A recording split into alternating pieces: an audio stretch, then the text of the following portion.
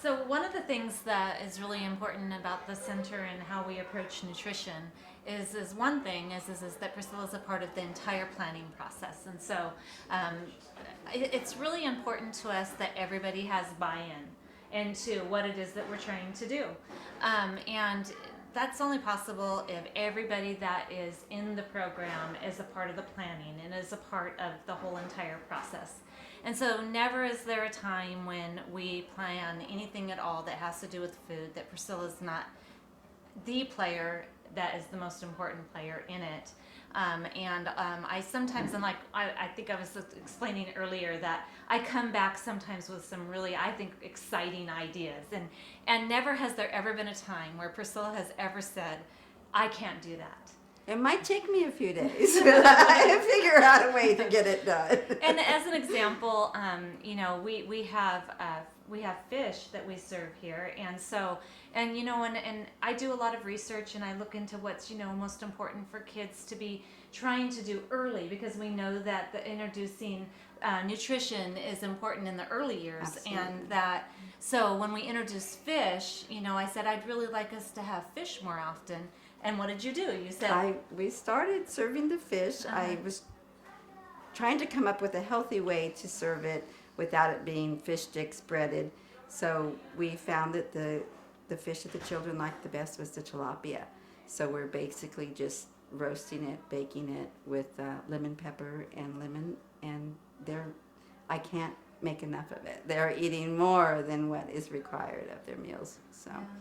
Along with the whole grains that we've worked into the program, has been an eye-opener to me, because I'm a 50s generation with the white bread, and I've come around to the whole grain breads, and we are serving 4 to 5 whole grains a week, and 4 fresh vegetables a day, fruits or vegetables a day, totally fresh.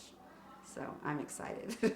So we always have, whole grains. And when Absolutely. we did do it, you were really open, and when we suggested that, and you found that it was easier to include it slowly. Yes, we had to start little baby steps on everything around here, but we've come a long ways in the last 9 months to a year, I think. Anyway. Yeah, we really have. Yeah.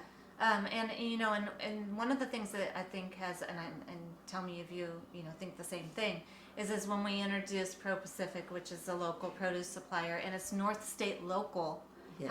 That's been a huge thing for us, because when our garden doesn't produce something, or if we can't get things from the fruit stand, we can know that it's local produce. It's local and good quality, and it's much easier to get the kids to eat it if the quality is there. So, we try and stick to what's in season and what's going to be the best for them at that time. You were telling me the other day how with the taste test and how long we've been doing it, how much more the kids are eating. Oh, absolutely. When I first started cooking, it was like the one thing that brings into my mind is the broccoli. There was me and one other child and the teachers that would eat it. And now I cannot cook enough broccoli. I think the biggest reason that has come is from starting at 18 months, and our children have been here since then, plus serving fresh. We were doing frozen, we've gone totally fresh, and I think that is the key. Better. Is the key to the whole thing, is the freshness in the produce and the fruits and the vegetables. And when we grew the broccoli in the garden, that's when we really thought we have to have a sink out here, because we were improvising, and the kids were wanting to just pick it and eat it. Which some did.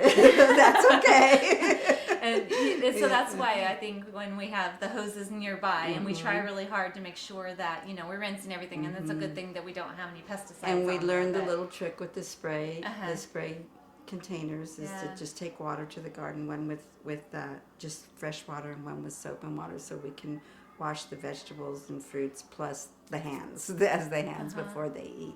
So that was a key element in taste testing in the garden. It was a lot of fun when we did our last in October, when we did our garden event, and you did the taste test. And remember how surprised you were about how the kids like the raw Brussels sprouts. The raw Brussels sprouts, and now they're eating the cooked Brussels sprouts. They just in since October, how far they've come with the Brussels sprouts was Right. amazing, because I thought that would be a vegetable that would be hard for them to get past that little bit of a bitter taste, but didn't bother them.